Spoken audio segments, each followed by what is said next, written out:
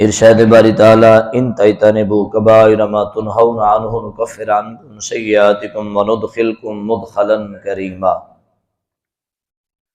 وحدہ لا شریک نے ارشاد فرمایا اگر تم کبیرہ گناہوں سے بچتے رہو تو ہم تمہارے گناہوں کو معاف فرما دیں گے اور ہم تمہیں عزت والی جگہ پہ داخل فرمائیں گے۔ گزشتہ درس میں وحدہ لا شریک نے حرام اور ناحق مال کو کھانے کے حرام کے سلسلے میں ہمیں تلقین فرمائی، اور خلا کے عالم نے ارشاد فرمایا جو یہ کام جبر یا زیادتی سے کرے، یعنی کسی کا مال ناحق کھا جائے، قبضہ کر جائے، زیادتی کر جائے، حرام راہوں پہ چل جائے، فسوف نصلیہ نارا، ہم اسے جہنم کی آگ میں پہنچا دیں گے، اور یہ ہم پہ آسان ہے، اللہ پہ یہ آسان ہے۔ اس بیان کے بعد وحدہ لا شریک نے یہاں ارشاد فرمایا ان تجتنبوا کبائر ما تنہون، اگر تم کبیرہ گناہوں سے بچتے رہو، نکفر عنکم سیئاتکم، ہم تمہارے گناہوں کو معاف فرما دیں گے۔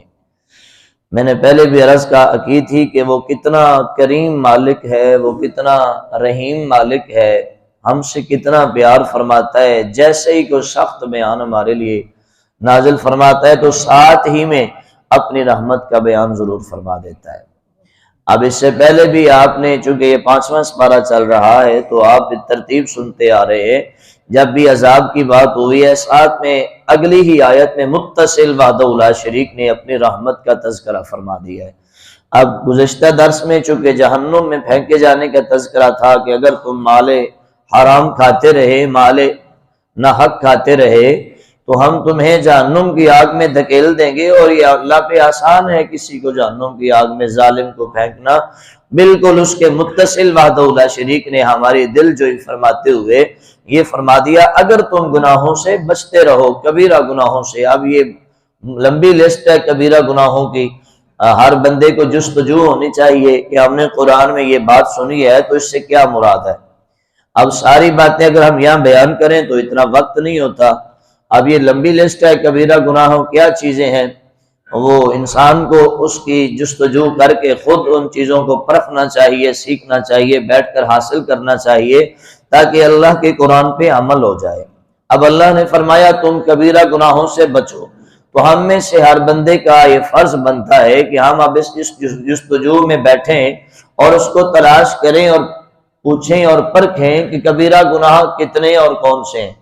گناہ کرنا اور گناہ پہ اصرار کرتے رہنا، گناہوں پہ خوش رہنا، گناہ کرتے رہنا، توبہ کی طرف نہ آنا، یہ بھی کبیرہ گناہوں کی لسٹ ہے، اور اس میں بہت آگے بات چلی جاتی ہے۔ تو ہر بندے کے جستجو ہونی چاہیے کہ کبیرہ گناہ کیا چیزیں، اس کو خود سے سیکھیں پرکھیں، نہیں تو ہمارے پاس آئیں، کیونکہ یہاں ساری بات نہیں ہو سکتی۔ اللہ وحدہ لا شریک نے ارشاد فرمایا کبیرہ گناہوں سے بچتے رہو، ہم تمہیں معاف کر دیں گے، وندخلکم مدخلا کریما، اور ہم تمہیں عزت والی جگہ پہ داخل فرما دیں گے۔ اب عزت والی جگہ ہر بندہ جانتا ہے کون سی ہے، وہ عزت والی جگہ اللہ نے جو ہمارے لیے جنت کو بنا رکھا ہے۔ اللہ وحدہ لا شریک نیکیوں کے سبب برائیوں سے بچتے ہوئے مصطفیٰ کریم صلی اللہ علیہ وسلم کی غلامی میں ہمیں رکھتے ہوئے انشاءاللہ جنت الفردوس میں اللہ ہمیں جگہ عطا فرمائے گا اگر ہم قرآن کو مان لیا، اگر ہم نے قرآن کے مطابق اپنے زندگی کو گزار لیا۔ آگے اللہ پاک نے بہت بڑی تربیت فرمائی ہے وَلَا تَتَمَنَّوْا مَا فَضَّلَ اللَّهُ بِهِ بَعْضَكُمْ عَلَى بَعْضٍ، اللہ فرماتے تم ہرگز تمنا نہ کرو جو ہم نے تم پہ ایک دوسرے پہ فضل کیا۔ لِلرِّجَالِ نَصِيبٌ مِّمَّا اكْتَسَبُوا وَلِلنِّسَاءِ نَصِيبٌ مِّمَّا اكْتَسَبْنَ، اور مردوں کے لیے ان کی کمائی ہے، عورتوں کے لیے ان کی کمائی ہے۔ وَاسْأَلُوا اللَّهَ مِنْ فَضْلِهِ، اور تم اللہ سے اللہ کا فضل مانگو۔ کتنی پیاری بات رب نے فرمائی، وَاسْأَلُوا اللَّهَ مِنْ فَضْلِهِ، میں آتا ہوں اس کی طرف، لیکن پہلے وَلَا تَتَمَنَّوْا پہ بات کر لے۔ وحدہ لا شریک نے فرمایا تم یہ تمنا نہ کیا کرو کہ جو اس کو ملا وہ اس کو کیوں ملا، مجھے مل جاتا۔ حسد مذموم ہے جو حرام ہے۔ اللہ کسی کو دولت دے رہا ہے، اللہ کسی کو عزت دے رہا ہے، اللہ کسی کو شہرت دے رہا ہے تو ہم اندر ہی اندر جلنا شروع ہوتے، یار یہ اس سے نہ ملتی مجھے مل جاتی، یہ گاڑی اسے کیوں ملی ہے مجھے مل جاتی، یہ کوٹھی اسے کیوں ملی مجھے مل جاتی۔ اللہ فرماتا ہے یہ تمنا نہ کرو جو ہم نے کسی دوسرے کو دیا ہے تو وہ تم تمنا کرتے رہو کہ اس کا ضائع ہو جائے اور میرا ہو جائے۔ ایسی تمنا نہیں کرنی چاہیے۔ للرجال نصیب مما اکتسبوا، تمہارے لیے مردوں کے لیے وہ ہے جو مردوں نے کمایا۔ اب اس آیت کا ضمن یہ ہے کہ جب شریعت نے مردوں کے لیے دگنا حصہ اور عورتوں کے لیے آدھا حصہ وراثت میں طے فرمایا تو مردوں نے یہ تصور کیا کہ جس طرح ہمیں وراثت میں ڈبل حصہ ملتا ہے اسی طرح جنت میں بھی ہمیں ڈبل ملے گا، اور عورتوں نے یہ کہنا شروع کر دیا کہ جس طرح وراثت میں ہمیں آدھا ہے نا اسی طرح اگر عذاب بھی ہوا تو ہمیں مردوں سے آدھا ہوگا۔ تو اللہ پاک نے فرمایا کہ تم اپنی طرف سے یہ باتیں مت کرو، یہ اعمال جزا اور سزا اعمال کے حساب سے ہے۔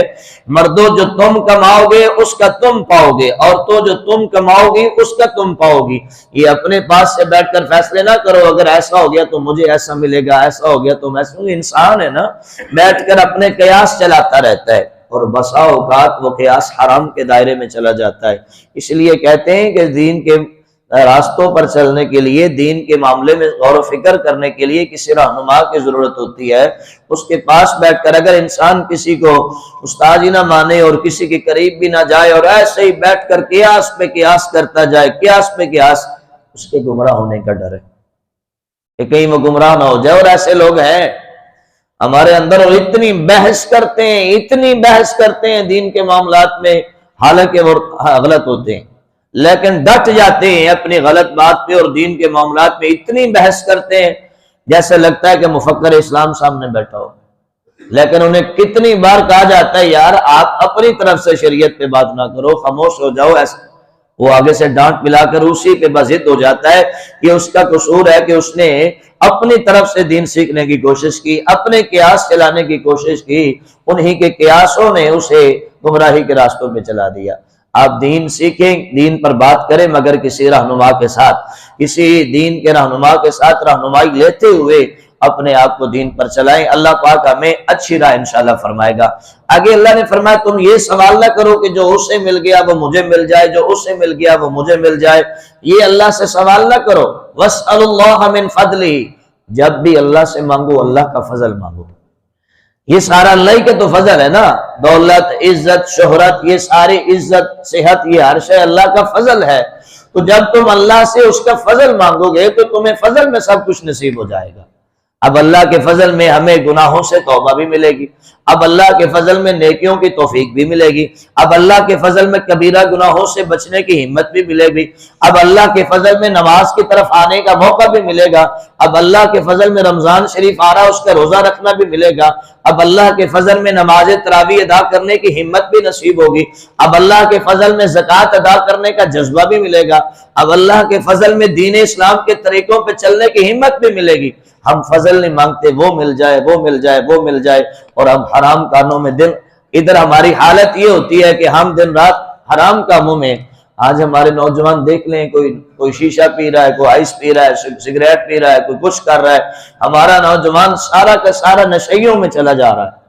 ہمارے نوجوان ایک دوسرے میں بیٹھ کر شیشہ یوں پی رہے ہیں جیسے کوئی ثواب کا کام ہو، نہ لیکن ان کو پوچھنے والا ہے، نہ کوئی فیملی میں کوئی پوچھتا ہے، نہ ان کو کوئی بڑا پوچھتا ہے۔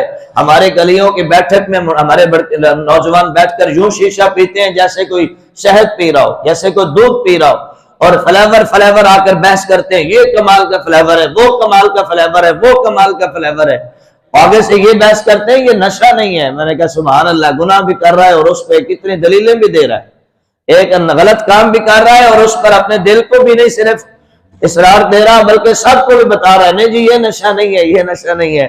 دل کو سمجھانے والی بات ہے، کیونکہ یہ معاشرہ ہی ایسا ہے، اتنا بڑا نشئی ہو ہم اسے اتنا بڑا صوفی مان لیتے ہیں، ہمارا قصور ہی ہے۔ درباروں کے اوپر چلے جائیں، وہاں پر دے نشہ ہی نشہ، اور لوگ انہیں سلام کرتے ہیں، جی بہت بڑا پہنچا ہوا بندہ ہے جی، جس کو ہوش ہی نہیں آتی، جس کے اتنے بڑے بال ہیں، کبھی اس نے نہایا نہ ہو، ہمارے یہاں ویسے ہی وہ پتنے پہنچا ہوا بندہ ہوتا ہے۔ شریعت سے بیزار بندہ اللہ کے راستوں پہ نہیں چل سکتا، شریعت سے بیزار بندہ پہنچا ہوا شیطان کے راستے پہ تو ہو سکتا ہے مگر رحمان کے راستے پہ نہیں ہو سکتا۔ اور افسوس اس وقت ہوتا ہے جب یہ نشئی لوگ نشے میں دھت کہتے ہیں، نعرہ حیدری، اس وقت دل کرتا ہے کھنجر ہمارے ہاتھ میں ان کی زبانیں کاٹ دیں۔ وہ ہستی جو شریعت کی علمدار رہی، وہ ہستی جو شریعت کے طریقوں پہ چلتی رہی، وہ ہستی جو شریعت میں ہمیشہ زندگی گزارتی رہی، آج تم غیر شرعی حالت میں کہتے ہو نعرہ حیدری، شرم نہیں آتی تمہیں نعرہ حسین لگاتے ہوئے؟